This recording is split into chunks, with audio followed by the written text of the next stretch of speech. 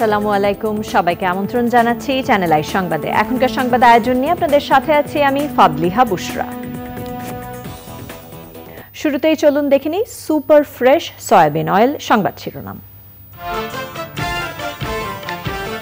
সংকটকালে অর্থমন্ত্রী নীরব কেন? জাতীয় সংসদে প্রশ্ন। ঋণ খেলাপিদের তালিকা গণমাধ্যমে প্রকাশের দাবি। গ্রাহক পর্যায়ে প্রতি ইউনিট বিদ্যুতের দাম বাড়ল ১৯ পয়সা। নির্বাহী আদেশে ১ জানুয়ারি থেকে কার্যকর। টেকসই বৈশ্বিক অর্থনৈতিক প্রবৃদ্ধিতে সম্মিলিত প্রচেষ্টায় প্রধানমন্ত্রীর আহ্বান। ভয়েস অব দ্য সাউথ সামিটে ৬ প্রস্তাব পেশ। বিএনপির ঐক্যকে জগা খিচুড়ি ও অর্থহীন বললেন ওবায়দুল কাদের। অত্যাচার নির্যাতন করে আন্দোলন দমানো যাবে না বলে মির্জা ফখরুলের মন্তব্য। শুক্রবার শুরু হতে যাওয়া বিশ্ব ইজতেমার প্রথম পর্বের সব প্রস্তুতি সম্পন্ন। যোগ দিতে তুরাগ পারে আসছেন লাখো মুসল্লি।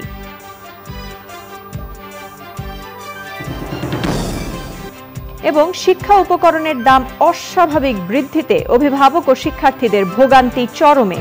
দাম নিয়ন্ত্রণে জরুরি উদ্যোগ নেয়ার দাবি। এছাড়াও নিটোল টাটা বিশেষ সংবাদে থাকছে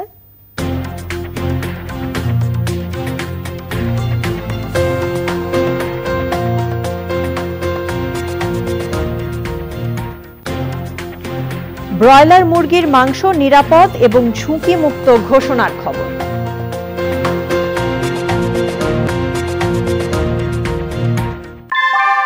কুয়াশায় সাল ছুঁয়ে পানি আর কত হয়রানি আছে সমাধান। বসত ঘরে লাগাও, আনো আসি। সংবাদ শিরোনামগুলো জানাচ্ছিলাম। এখনকার এই সংবাদ আয়োজন একই সঙ্গে চ্যানেল আই ইউটিউব চ্যানেল ও ইউটিউবে লাইভ স্ট্রিম হচ্ছে। বিশ্বজুড়ে অর্থনীতিতে চরম টালমাটাল অবস্থায়ও অর্থমন্ত্রী নীরব কেন? জাতীয় সংসদে এমন প্রশ্ন তুলেছেন সংসদ সদস্য রুস্তম আলী ফরাজি।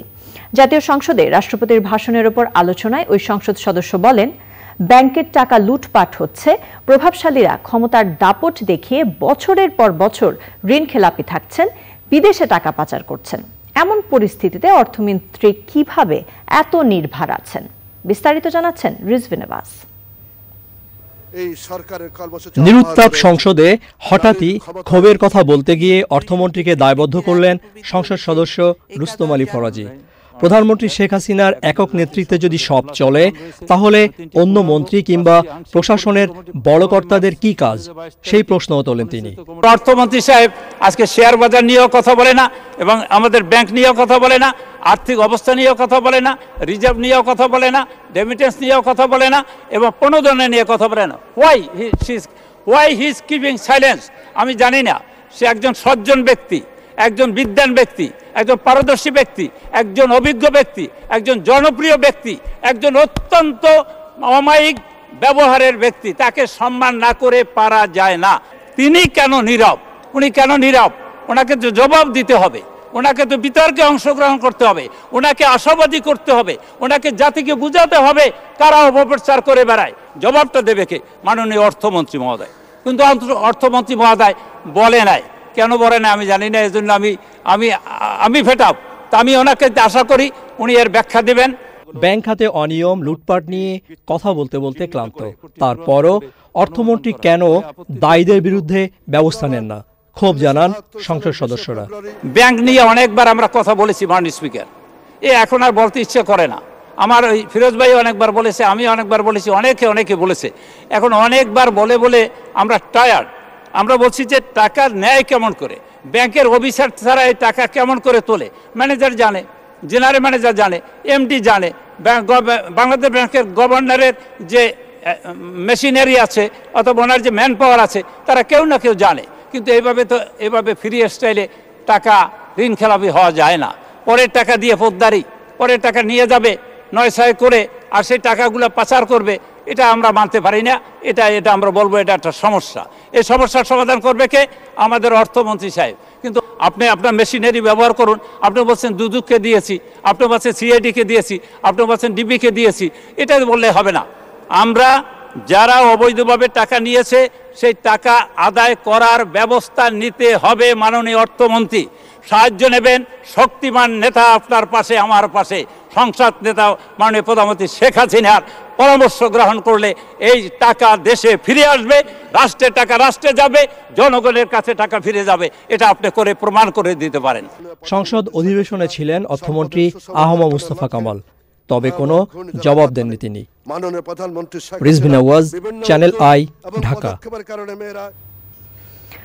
বর্তমান বৈশ্বিক অর্থনীতি বিবেচনায় ন্যায্য ও গ্রহণযোগ্য অর্থনৈতিক প্রবৃদ্ধি অর্জনে বিশ্ব নেতাদের সম্মিলিতভাবে কাজ করার আহ্বান জানিয়েছেন প্রধানমন্ত্রী শেখ হাসিনা। ভারতের নয়াদিল্লিতে voice of global south summit 2023-এর উদ্বোধন অনুষ্ঠানে অনলাইনে যোগ দিয়ে প্রধানমন্ত্রী বলেন, সুন্দর আগামী পৃথিবীর জন্য কাজ করার এখনই উপযুক্ত সময়। সাদি মাহমুদের রিপোর্ট। আগামী সেপ্টেম্বরে ভারতে G20-র শীর্ষ সম্মেলন অনুষ্ঠিত হতে যাচ্ছে। এরই প্রস্তুতির অংশ হিসেবে নয়াদিল্লিতে শুরু হয়েছে 2 দিনের voice of global south summit. Virtually অনুষ্ঠিত এই সম্মেলনে বিশ্ব নেতাদের আলোচিত বিষয়গুলোর সারমর্মই তুলে ধরা হবে আসন্ন G20 সামিটে।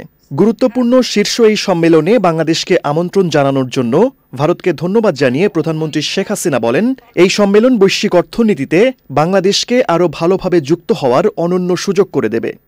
The recent COVID-19 pandemic and the ongoing Russia-Ukraine conflict with sanction and counter-sanctions have created havoc world over. Global recession, crisis of food, fuel, and fertilizers have added to the rising impacts of climate change, making people's life unbearable. To face these challenges is required bold, concrete, and concerted actions at the global level where human-led approaches are the key. বক্তব্যে বিশ্ব নেতাদের সামনে 6টি প্রস্তাব তুলে ধরেন প্রধানমন্ত্রী। বর্তমান বৈশ্বিক অর্থনীতি বিবেচনায় সার্বিক উন্নয়নে সবাইকে একসাথে কাজ করার আহ্বান জানান তিনি। Special financing needs of the most vulnerable countries, including LDCs, climate vulnerable countries, etc., must be met during their transition. Bridge the digital divide to ensure equal opportunities for all, including women. The global community must not forget ensuring return of the unfortunate forcibly displaced Myanmar nationals to Myanmar. Strengthen South-South and triangular cooperation to ensure global human development. Here, support from partners, international financial institutions, private sectors, think tanks, and other stakeholders are crucial. বাংলাদেশের জনগণের জীবনযাত্রার মান উন্নয়নে সরকারের নেওয়া নানা পদক্ষেপের কথা তুলে ধরেন প্রধানমন্ত্রী শেখ হাসিনা। বলেন, এসব উন্নয়ন অব্যাহত রাখতে আর্থিক ও প্রযুক্তিগত সহায়তা প্রয়োজন। তাই G20 সম্মেলন বাংলাদেশের জন্য সহায়ক হবে বলে আশা প্রকাশ করেন সরকার প্রধান। সাদি মাহমুদ, চ্যানেল আই, ঢাকা। বিএনপির ঐক্য জগা খিচুড়ি এবং অর্থহীন বলেও সচিবালয় সাংবাদিকদের কাছে মন্তব্য করেছেন আওয়ামী লীগের সাধারণ সম্পাদক। সচিবালয়ে সাংবাদিকদের তথ্যমন্ত্রী বলেছেন, বিএনপির ঐক্য কোনো ফল বয়ে আনবে না। বিস্তারিত জানাচ্ছেন রফিকুল বাশার। বিএনপি এবং সমমনা দলগুলো যখন সরকার পতনের দাবিতে যুগপৎ আলাদা কর্মসূচি পালন করছে, তখন মাঠে থাকছে আওয়ামী লীগও। চলছে সরকার এবং বিরোধী দলগুলোর নেতাদের পাল্টাপাল্টি বক্তব্য। এ অবস্থায় সচিবালয়ে বিএনপির সাথে অন্য দলগুলোর ঐক্য এবং বিএনপির নেতৃত্ব নিয়ে প্রশ্ন তোলেন আওয়ামী লীগ সাধারণ সম্পাদক। জগা খিচুড়ি ঐক্য এবং মিনিংলেস অর্থহীন ঐক্য, যার যে কতটা টেকসই সেটা সময় গড়িয়ে গেলে বোঝা যাবে। তারপর লিডারশিপও নেই। লিডারশিপ তাদের কে? তারা কখনো বলে বেগম জিয়া, কখনো বলে তারেক রহমান, কিন্তু এই দুইজনের কারোই তো নির্বাচন করার যোগ্যতা। আপনারা জানেন যে হাঁসে ডিম পাড়ার আগে কিন্তু অনেক হাঁক ডাক দেয়, তাও হাঁস একটা ডিম পাড়ে। তো বিএনপিও ঠিক সেরকম গতকালকে কর্মসূচি দিয়ে অনেক হাঁক ডাক দিয়েছে, এবং হাঁক ডাক দেওয়ার পর দেখা গেল 52 দলের সব নেতারা মিলে সব মিলিয়ে তাদের নেতাকর্মী মিলিয়ে কয়েকশো মানুষ, আর বিএনপির সমাবেশে কয়েক হাজার মানুষ। এই হচ্ছে তাদের কর্মসূচি। অনেক দলের সমন্বয়ে বিএনপির ঐক্য নিয়ে তথ্যমন্ত্রী বলেন, তাদের বক্তব্যের সাথে বাস্তবের মিল নেই। মির্জা আব্বাস বলেছেন, আমরা কাউকে ধাক্কা দিয়ে ফেলতে চাই না, আমরা নির্বাচনের মাধ্যমে আমরা সরকারকে বিদায় দিতে চাই। আমরা তো সেটা বলি, আপনারা নির্বাচনে আসুন, নির্বাচনে এসে নিজেদের জনপ্রিয়তা যাচাই করুন।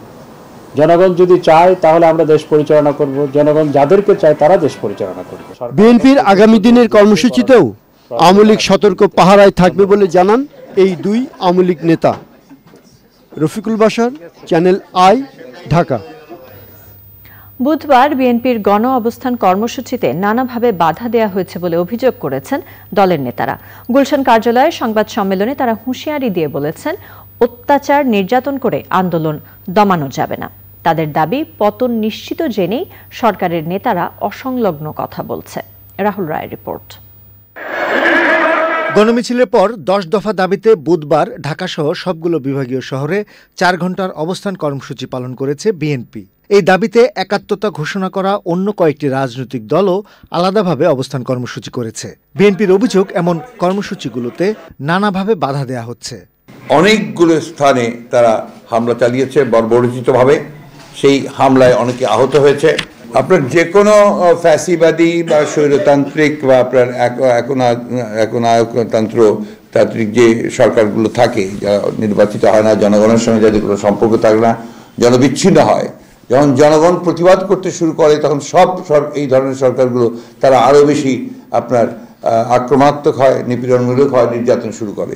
কিন্তু ইতিহাস প্রমাণ করে প্রত্যেকটি ক্ষেত্রেই কখনোই এইসব নির্যাতন নিপীড়ন দিয়ে এই আন্দোলনগুলোকে বন্ধ করা যায় না। বিএনপিকে নিয়ে সরকারি দলের নেতাদের বিভিন্ন মন্তব্যেরও সমালোচনা করেন তিনি।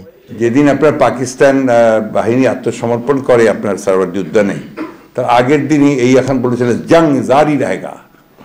বুঝছেন, পতন যখন স্পষ্ট হয়, পতন যখন আপনার আঘাত করতে আসতে থাকে, পতন যখন দেখতে পায়, তখন এই ধরনের অসংলগ্ন কথাবার্তা অনেক বেরিয়ে আসে। বিএনপি মহাসচিব বলেন, 10 দফা দাবি আদায় ও বিদ্যুতের মূল্য কমানোর দাবিতে 16 জানুয়ারি সারা দেশ নয়, শুধু মহানগর ও উপজেলায় মিছিল সমাবেশ করবে বিএনপি। Rahul Roy, channel I, Dhaka. গ্রাহক পর্যায়ে বিদ্যুতের খুচরা দাম ইউনিট প্রতি 19 পয়সা বাড়ানো হয়েছে। বৃহস্পতিবার নির্বাহী আদেশে এ দাম বাড়ানো হয়। 1 জানুয়ারি থেকে নতুন এ দাম কার্যকর হবে। এখন থেকে প্রতি মাসে বিদ্যুতের খুচরা দাম নিয়মিত সমন্বয় করা হবে। বিস্তারিত জানাচ্ছেন রফিকুল বাশার।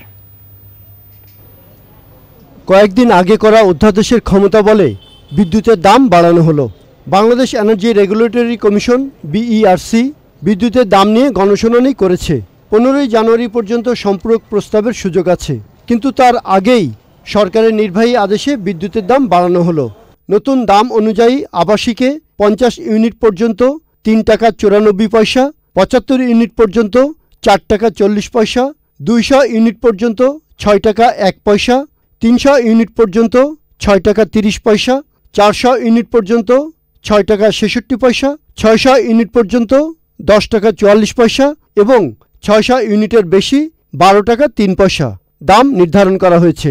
শিল্প, ক্ষুদ্র শিল্প, ধর্মীয় প্রতিষ্ঠান, শিক্ষা প্রতিষ্ঠান, রাস্তার বাতি, বাণিজ্যিক সহ সব গ্রাহকের জন্য বিদ্যুতের দাম বাড়ানো হয়েছে। মূল্যস্ফীতির এই সময়ে বিদ্যুতের দাম বাড়ানোই ক্ষুব্ধ সাধারণ মানুষ।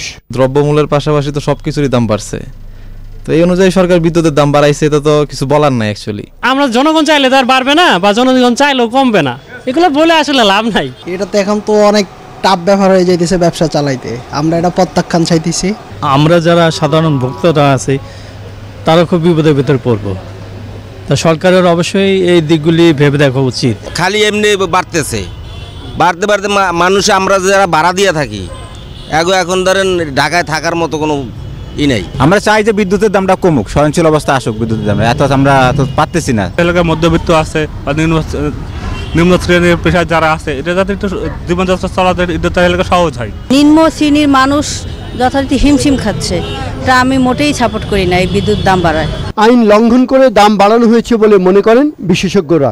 বিইআরসি আইন হওয়ার পরে এই প্রথম সরকারি নির্বাহী আদেশে তড়িঘড়ি করে বিদ্যুতের দাম বাড়ানো হলো। Rafiqul Bashar, channel I, Dhaka. রাষ্ট্রপতি পদে বসার যোগ্যতা নিজের নেই বলে মন্তব্য করেছেন আওয়ামী লীগের সাধারণ সম্পাদক এবং সড়ক পরিবহন ও সেতু মন্ত্রী ওবায়দুল কাদের।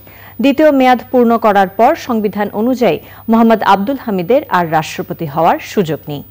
এ অবস্থায় নতুন রাষ্ট্রপতি কে হচ্ছেন এ প্রসঙ্গে সাংবাদিকদের প্রশ্নের উত্তর দেন ওবায়দুল কাদের।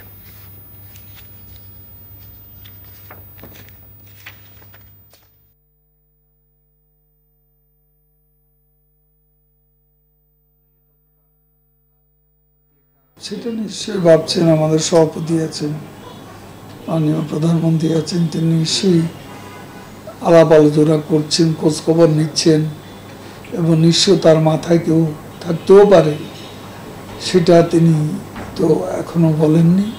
সময় আসলে জানতে পারবেন। তবে আমি আমার নিজেরটা জানি, আমার ওই পদে যাওয়ার যোগ্যতা নেই। প্রধানমন্ত্রী শেখ হাসিনা ডায়াবেটিস বিষয়ক আইডিএফ গ্লোবাল অ্যাম্বাসেডর পদক ও সম্মাননা গ্রহণ করেছেন। আইডিএফ ওয়ার্ল্ড ডায়াবেটিস কংগ্রেসের উদ্বোধনী অনুষ্ঠানে ডায়াবেটিস এবং অন্যান্য অসংক্রামক রোগে আক্রান্ত রোগীদের জন্য সাশ্রয়ী মূল্যের স্বাস্থ্যসেবা নিশ্চিত করার জন্য তার ভূমিকার স্বীকৃতি স্বরূপ তাকে প্রথমবারের মতো ডায়াবেটিসের গ্লোবাল অ্যাম্বাসেডরের সম্মানসূচক খেতাবে ভূষিত করা হয়। গত বছরের 5 ডিসেম্বর পর্তুগালের লিসবনে কংগ্রেস অনুষ্ঠিত হয়।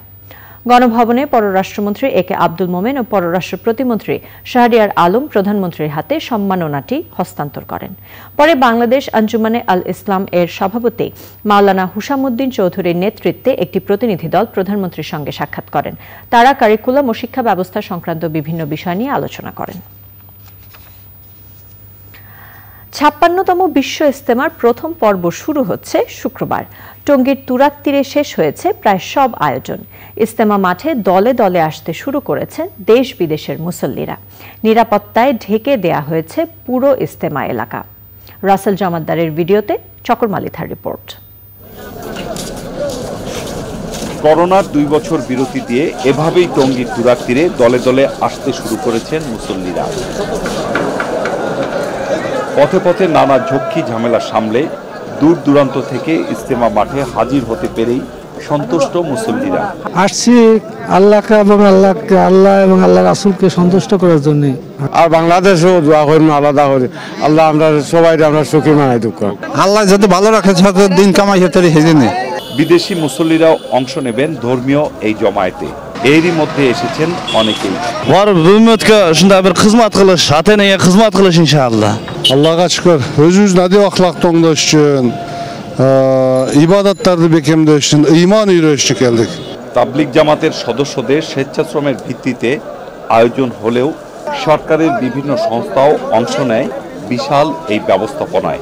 আমরা জেলা প্রশাসন, পুলিশ প্রশাসন এবং সিটি কর্পোরেশন সমন্বয়ে সকল সার্বিক নিরাপত্তার ব্যবস্থা ইতিমধ্যে নিশ্চিত করা হয়েছে। লাখো মুসল্লির নিরাপত্তা নিশ্চিত করতে কাজ করছে আইন শৃঙ্খলা রক্ষাকারী বাহিনীর কয়েক হাজার সদস্য। তবে উত্তরা থেকে টঙ্গীর আশেপাশের সব রাস্তায় দিনভর ছিল সীমাহীন যানজট। আমরা টঙ্গীবাসী হিসাবে আমরা সেই সারা দুনিয়ার মুসলমানদের আবার সেবা করার যে সুযোগ পেয়েছি, এই জন্য আমরা টঙ্গীবাসী এবং গাজীপুর সিটি কর্পোরেশনের পক্ষ থেকে সব ধরনের প্রস্তুতি নেওয়া হয়েছে। শুক্রবার ফজরের নামাজের পর আমবায়নের মধ্য দিয়ে শুরু হবে ইজতেমার মূল আনুষ্ঠানিকতা। প্রথম পর্বের বিশ্ব ইজতেমায় শরিক হতে এরই মধ্যে ইজতেমা মাঠে শরিক হয়েছেন লাখ লাখ ধর্মপ্রাণ মুসল্লি। ধারণা করা হচ্ছে শুরুর দিন জুমার নামাজের সময় মুসল্লির সংখ্যা আরও বাড়তে পারে। টঙ্গীর বিশ্ব ইজতেমা ময়দান থেকে চকর মালিথা, চ্যানেল আই। ধীরে ধীরে শীতের তীব্রতা কিছুটা কমলেও চুয়াডাঙ্গায় এই মৌসুমের সর্বনিম্ন তাপমাত্রা 6.3 ডিগ্রি রেকর্ড করা হয়েছে বৃহস্পতিবার। হাড় কাঁপানো শীতে বিপর্যস্ত হয়ে পড়েছে স্বাভাবিক জীবনযাত্রা। প্রতিনিধিদের পাঠানো তথ্যে সাদিয়া ওমরের রিপোর্ট। স্বাস্থ্য অধিদপ্তরের তথ্যমতে সারা দেশে এখন পর্যন্ত ঠান্ডাজনিত শ্বাসতন্ত্রের সংক্রমণে 78 জনের মৃত্যু হয়েছে। গত 1 মাস যাবৎ চুয়াডাঙ্গা জেলায় ক্রমাগত তাপমাত্রা কমছে। দিনে তাপমাত্রা কম বেশি হলেও রাত বাড়ার সাথে সাথে তাপমাত্রা কমে হাড় কাঁপানো শীত অনুভূত হচ্ছে। এর ফলে জনজীবনে দুর্ভোগ বাড়ছে। এ আবহাওয়া আরও কয়েকদিন অব্যাহত থাকবে বলে জানায় আবহাওয়া অধিদপ্তর। শীতার্তদের কষ্ট কমাতে মানবিক সহায়তা, বিশেষ করে ছিন্নমূল দরিদ্র মানুষের মাঝে শীতবস্ত্র ও কম্বলের জন্য প্রশাসনের পাশাপাশি সমাজের সামর্থ্যবানদের কাছে সাহায্য চাইছে দরিদ্র মানুষ। বাড়ি থেকে বের হইতে খুব কষ্ট হয়ে আছে, এখন আমি গরিব মানুষ। প্রচন্ড শীতের কারণে আমাদের আগের মতন আর আসছে না। প্রচন্ড শীত, এই শীতের তাপে আমরা ব্যবসা করতে খুব কষ্ট হয়ে যাচ্ছে, সকালবেলা উঠতে পারি না। শীতকালেও আপনার ডায়রিয়া বেশি হয়, নিউমোনিয়া হয়। শীতকালে ছোটদের ডায়রিয়া সাধারণত বেশি হয়। এখন আমরা ধরেন যতটা বরাদ্দ আছে বেড, তার চেয়ে 20 গুণ বেশি ডায়রিয়া, 20 গুণ। আমার অল্প লোকবল, 25 বেডের জনবল দিয়ে চালাতে হচ্ছে প্রায় 500 বেডের লোকবল এই হসপিটাল বলা চলে। কুড়িগ্রামে গত 5 দিন ধরে দিনের বেলা সূর্যের দেখা মিললেও সন্ধ্যা নামার আগেই তাপমাত্রা কমতে শুরু করে। ঠান্ডার মাত্রা বেড়ে যাওয়ায় সবচেয়ে বেশি বিপাকে পড়েছেন কৃষি শ্রমিক সহ চরাঞ্চলের মানুষ। গত 5 দিন ধরে জেলায় মৃদু শৈত্যপ্রবাহ বিরাজ করছে বলে জানিয়েছে কুড়িগ্রাম আবহাওয়া office. Sadia Omar, channel I. সব ধরনের শিক্ষা উপকরণের দাম অস্বাভাবিক বেড়ে যাওয়ায় দিশেহারা হয়ে পড়েছেন অভিভাবক ও শিক্ষার্থীরা।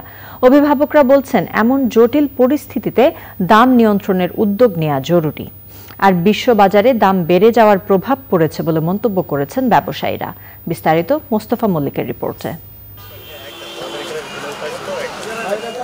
পাড়া মহল্লার বিভিন্ন দোকান ঘুরে শেষমেশ ঢাকার নীলক্ষেতে এসেছেন এই অভিভাবক।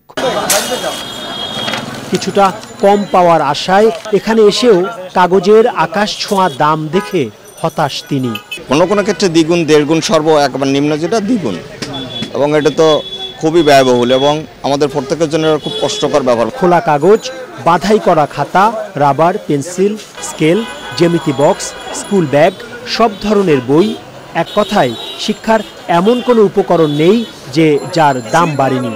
আকাশচুম্বী বলা যায়, কিছু দাম আসলে, কিছু পেন্সিলের দাম আকাশচুম্বী বলা যায়, আসলে খাতা কাগজের দাম আসলে আকাশচুম্বীর মতন। জীবন যাপন করা মানে টাফ হয়ে গেছে, যারা শিক্ষার্থী তাদের লাইফটা এখন অনেকটা হেল। খুচরা, পাইকারি বা আমদানিকারক সব ব্যবসায়ী দায় চাপালেন বিশ্ব পরিস্থিতির ওপর। কাগজ, কলম, তারপরে আপনার রাবার, শার্পনার, পেন্সিল সবকিছুর দাম বেড়েছে, ক্যালকুলেটর সবকিছু। এখন ভুক্তভোগী হলাম আমরা বিক্রেতারা আর হলো ক্রেতারা। অভিভাবকরা বলছেন, এমন পরিস্থিতিতে হিমশিম খাচ্ছেন তারা। অনেক ভাই, এটা কিভাবে বলবো বলেন না, মানে অধিক দামে 100 টাকার খাতাগুলো 130, 20 এরকম বেড়েছে, অনেক বেড়েছে। মাধ্যমিক ও উচ্চশিক্ষা অধিদপ্তর বলছে, বিষয়টি দুঃখজনক হলেও দাম নিয়ন্ত্রণের দায়িত্ব অধিদপ্তরের নয়। শিক্ষক হিসেবে সবসময়ই যেমন ছাত্ররা এই সংকটে পড়ে, অন্যদের কিরকম লাগে জানে না, কিন্তু আমি একজন শিক্ষক হিসেবে আমাকে তাড়িত করে, মানে, এবং আমি যদি সম্ভব হতো, যদি পারতাম, তাদের সহায়ক শক্তি হিসেবে তাদের পাশে দাঁড়ানোর চেষ্টা করতাম। শিক্ষার কিছু উপকরণের দাম 2 থেকে 5 গুণ পর্যন্ত বেড়েছে। কাঁচা বাজার থেকে বই বাজার, সব জায়গায় যেন দাম বৃদ্ধির প্রতিযোগিতা। কে কত হাঁকতে পারে আর কে কত বেশি দাম রাখতে পারেন। ক্রেতা এবং অভিভাবকদের এবং শিক্ষার্থীদের যেন প্রতিদিনই নাভিশ্বাস। যারা অভিভাবক আছেন এবং শিক্ষার্থী আছেন তারা বলছেন, শিক্ষা উপকরণ কিনতে তাদের এই যে এত কষ্ট, তাকে কেউ দেখছেন? ঢাকার নীলক্ষেতের বই বাজার থেকে মোস্তফা মল্লিক, চ্যানেল আই। দুবাইয়ে 459 বাংলাদেশের নামে প্রায় 1000 সম্পত্তি থাকার বিষয়ে অনুসন্ধানের নির্দেশনা চেয়ে জনস্বার্থে হাইকোর্টের সম্পূরক রিট আবেদন দায়ের করেছেন একজন আইনজীবী।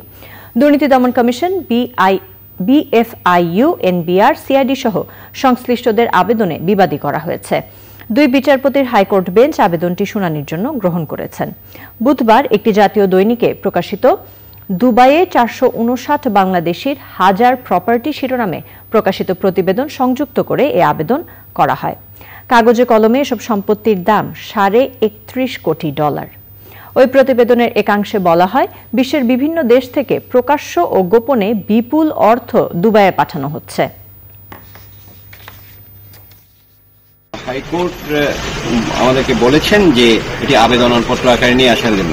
আমরা সেটি আজকে আবেদনপত্র আকারে মাননীয় আদালতে দাখিল করেছি। মাননীয় আদালত সেটি গ্রহণ করেছেন এবং আগামী কালকে অর্থাৎ রবিবারে সেটি শুনানি এবং আদেশ দানের জন্য দিন ধার্য করেছেন।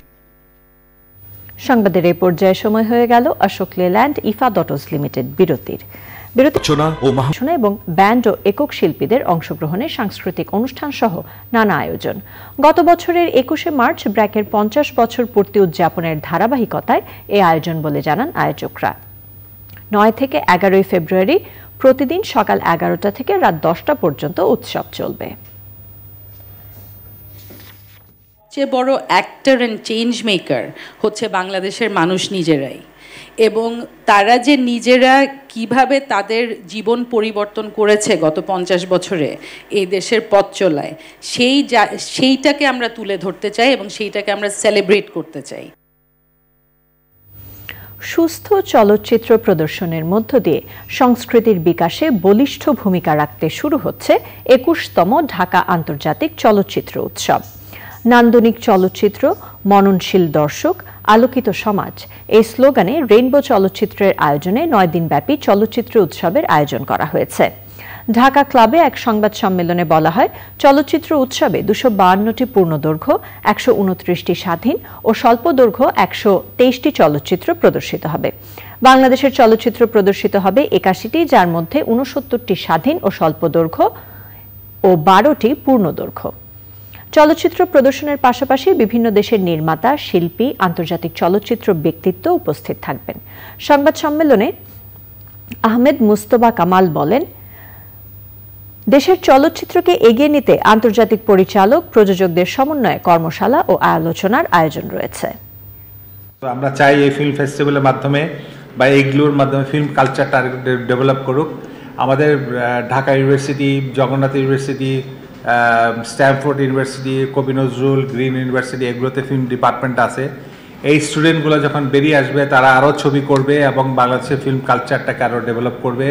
কারণ বাংলাদেশের যাত্রা বন্ধ হয়ে গেছে, সার্কাস বন্ধ হয়ে গেছে, ফিল্ম ফেস্টিভ্যালগুলো মুখ থুবড়ে পড়ে যাওয়ার মতো অবস্থা। আমি জানি না অন্যদের কী অবস্থা, কিন্তু আমরা কিন্তু প্রচণ্ড স্ট্রাগল করতেছি সার্ভাইভ করার জন্য। এবার রয়েছে আন্তর্জাতিক সংবাদ।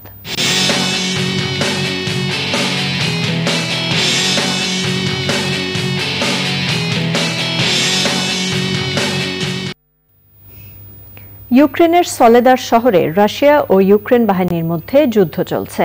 শহরটি দখলে রাখতে সর্বশক্তি নিয়ে রাশিয়ার সামরিক অবস্থানে পাল্টা হামলা চালাচ্ছে ইউক্রেনীয় যোদ্ধারা। বৃহস্পতিবার সকালে ইউক্রেন দাবি করেছে, সলেদারে হামলায় 100-র বেশি রুশ সেনা নিহত হয়েছে। রাশিয়ার আক্রমণের নেতৃত্বে থাকা শক্তিশালী ভাড়াটে যোদ্ধা গোষ্ঠী ওয়াগনারের দাবি, সলেদারের যুদ্ধে প্রায় 500-র বেশি ইউক্রেনীয় সেনা নিহত হয়েছে। যদিও গত মঙ্গলবার ওয়াগনার দাবি করেছিল তারা শহরটির নিয়ন্ত্রণ নিয়েছে, কিন্তু কিয়েভের পক্ষ থেকে এই বিষয়ে কিছু জানা যায়নি। ইউক্রেনে রাশিয়ার যুদ্ধের 46তম সপ্তাহের শেষ দিকে এসে লবণ খনি সমৃদ্ধ শহর সলেদারে লড়াই তীব্র আকার নিয়েছে। কোনো পক্ষই ছেড়ে কথা বলছে না। মস্কোর আক্রমণের নেতৃত্ব দিচ্ছে রাশিয়ার শক্তিশালী ভাড়াটে যোদ্ধা গোষ্ঠী ওয়াগনার, যারা বাখমুত সহ বিভিন্ন শহরে ইউক্রেনীয় বাহিনীর বিরুদ্ধে লড়াই করছে। এবার জানাবো নিটোল টাটা বিশেষ সংবাদ।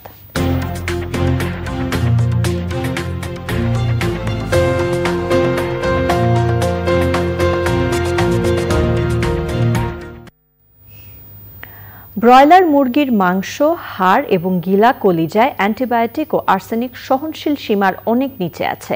ভারতের চেন্নাইয়ে বাংলাদেশ কৃষি গবেষণা কাউন্সিলের বিজ্ঞানীদের গবেষণায় একথা বলা হয়েছে। কৃষিমন্ত্রী বলেছেন, ব্রয়লার মুরগির মাংস নিরাপদ এবং খাওয়ার ক্ষেত্রে কোনো ঝুঁকি নেই। বিস্তারিত জানাচ্ছেন রফিকুল বাশার। বাণিজ্যিক ভিত্তিতে উৎপাদিত মুরগি বা ফার্মের মুরগির মাংসে স্বাস্থ্যের জন্য ক্ষতিকর অ্যান্টিবায়োটিক ও ভারী ধাতু আছে কিনা তা পরীক্ষা করতে ঢাকা, গাজীপুর, চট্টগ্রাম, রাজশাহী ও বরিশাল থেকে মাংসের নমুনা সংগ্রহ করে বাংলাদেশ কৃষি গবেষণা কাউন্সিল। পরীক্ষার ফলাফলে বিজ্ঞানীরা জানান, ব্রয়লার মুরগির মাংসে অ্যান্টিবায়োটিক, আর্সেনিক, ক্রোমিয়াম ও লেডের পরিমাণ মানুষের জন্য সহনীয় মাত্রার চেয়ে অনেক কম। যৌথভাবে সংবাদ সম্মেলনে গবেষণাপত্র উপস্থাপন করেন কৃষিমন্ত্রী এবং মৎস্য ও প্রাণী সম্পদ মন্ত্রী। ব্রয়লার মুরগির মাংস খাওয়া নিরাপদ কিনা এ নিয়ে আমাদের মনে অনেক ভ্রান্ত ধারণা দ্বিধাদ্বন্দ্ব রয়েছে। ব্রয়লার মুরগির মাংসে হাড়ে এবং কম্পোজিট মূলত 2টি অ্যান্টিবায়োটিক অক্সিটেট্রাসাইক্লিন ও ডক্সিসাইক্লিন এবং 3টি হেভি মেটালের আর্সেনিক, ক্রোমিয়াম ও লেড সামান্য উপস্থিতি রয়েছে, যা অস্বাভাবিক নয় এবং তার সর্বোচ্চ সহনশীল সীমার অনেক নিচে। খামার ও বাজারে প্রাপ্ত ব্রয়লার মাংসের চেয়ে সুপার শপের ব্রয়লার মাংসের অ্যান্টিবায়োটিক ও হেভি মেটালের পরিমাণ কম রয়েছে। বাংলাদেশকে এগিয়ে নিয়ে যাওয়ার জন্য খাবারের যে বড় চাহিদা, তার একটি বড় চাহিদা কিন্তু পোল্ট্রি সেক্টর থেকে আসে। মানুষের শরীরে রোগ প্রতিরোধ ক্ষমতার জন্য যে যোগান দেওয়ার খাবার, সেটা এই সেক্টর থেকে আসে। ডিমের যে চাহিদাটা এবং এর প্রয়োজনীয়তা, সেটা কিন্তু এই সেক্টরেরই একটি অংশ। আমরা চেষ্টা করছি একেবারে প্রান্তিক পর্যায় থেকে শুরু করে কেন্দ্রীয় পর্যায়ে পোল্ট্রি সেক্টরকে আরো কিভাবে আধুনিক মানসম্মত, আন্তর্জাতিক মানসম্মত করা। মুরগির খাবারে ট্যানারি বর্জ্য ব্যবহার করার খবরটি ভিত্তিহীন জানিয়ে মন্ত্রী বলেন, ব্রয়লার মুরগির মাংস রপ্তানিতে বাংলাদেশের যথেষ্ট সম্ভাবনা রয়েছে। মুরগির খাবারে ট্যানারির বর্জ্য ব্যবহার করা হয়, এটি সম্পূর্ণ ভিত্তিহীন, সম্পূর্ণ ভিত্তিহীন। কেননা দেশে বর্তমানে হাঁস মুরগির খাবারের চাহিদার পরিমাণ 95 লক্ষ টন, গবাদি পশু 145 লক্ষ টন, মোট 2,40,00,000 লক্ষ টন। অথচ মোট ট্যানারির বর্জ্য হয় মাত্র 85,000 টন। দেশে ব্রয়লার মুরগি খুবই সম্ভাবনাময় একটি খাত। চাহিদা বৃদ্ধি করতে পারলে দেশে যে পরিমাণ খাবার ও অবকাঠামো রয়েছে, খামার ও অবকাঠামো রয়েছে, তার পুরোপুরি ব্যবহারের মাধ্যমে উৎপাদন আরো বহুগুণ বৃদ্ধি করা সম্ভব। তা আমি মনে করি যে পোলট্রি আমাদের দেশে একটা খুবই বর্ধমান একটা শিল্প, সম্ভাবনার অনেক বেশি। এটি আমাদের বাঁচিয়ে রাখতে হবে। মানুষের পুষ্টি চাহিদার কথা মাথায় রেখে ব্রয়লার মুরগির ডিম ও মাংসের দাম সারা বছর একই রাখতে উদ্যোগ নেওয়ার কথা জানান কৃষিমন্ত্রী। Rafiqul Bashar, channel I, Dhaka. এবার রয়েছে কৃষি সংবাদ।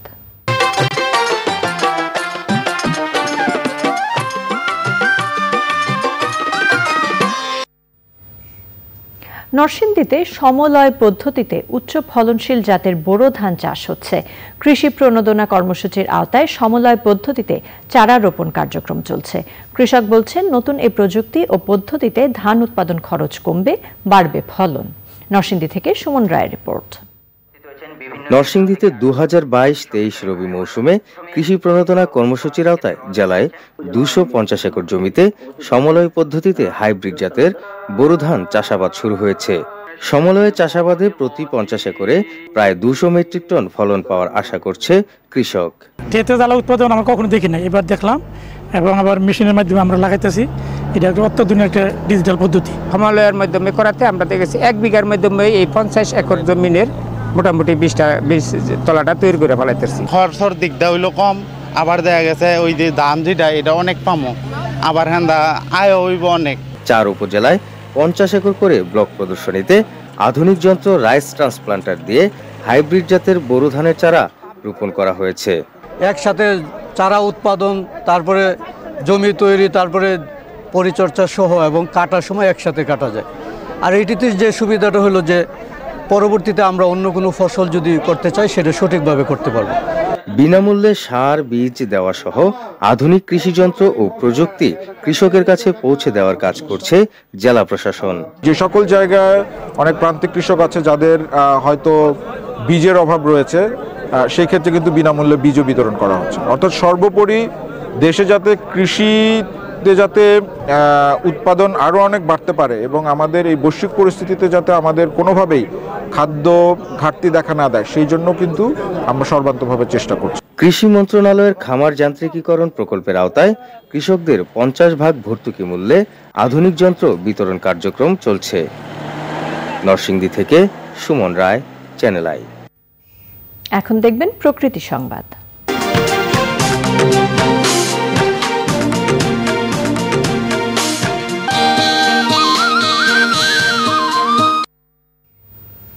শীতকাল শীতকাল এলেই বাংলাদেশের বিভিন্ন অঞ্চলের জলাশয়গুলো পরিযায়ী পাখির আগমনে মুখরিত হয়ে ওঠে। এই জলচর পাখির প্রজাতি, বৈচিত্র্য ও সংখ্যাসহ বিভিন্ন তথ্য সংগ্রহে প্রতি বছরই জলচর পাখি শুমারি পরিচালিত হচ্ছে। প্রকৃতি সংবাদে দেখুন জলচর পাখি শুমারি নিয়ে শামীম আহমেদের ডেস্ক রিপোর্ট। বাংলাদেশের পাখিদের মধ্যে একটি বড় অংশ দখল করে আছে বিভিন্ন প্রজাতির পরিযায়ী পাখি। অনিন্দ্য সুন্দর এই পাখিগুলো আমাদের প্রকৃতির অবিচ্ছেদ্য অংশ।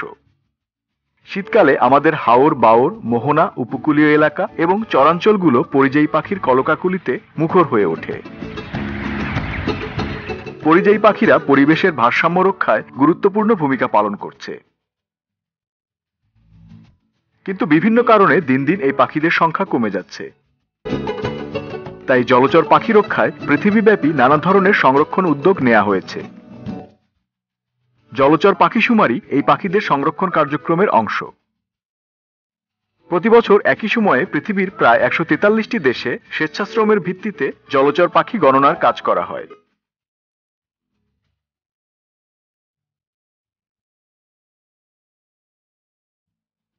বাংলাদেশে পাখি শুমারির কাজটি করা হয় শীতের মাঝামাঝি সময়ে।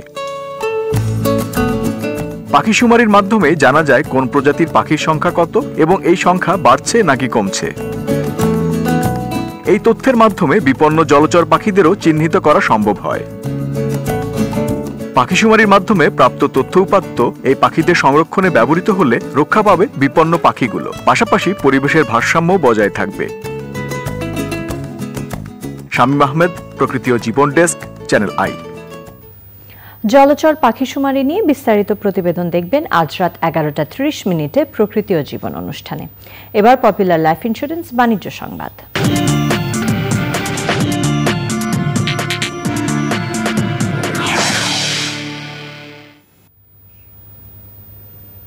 রাজশাহী সিটি কর্পোরেশনের 30টি ওয়ার্ডের সিডিসি ক্লাস্টার নেতাদের সাথে আলোচনা সভা করেছেন city mayor HM. Khairuzzaman Liton.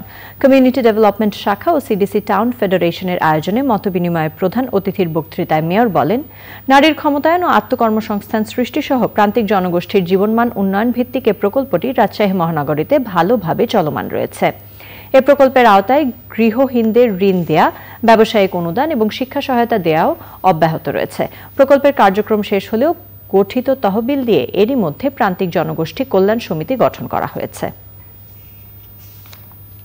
আবারও সময় হয়ে গেল অশোক লেল্যান্ড ইফাদ অটোস লিমিটেড বিরতির। বিরতির পর আবার আমন্ত্রণ চ্যানেল আই সংবাদে। এবার রয়েছে খেলার খবর।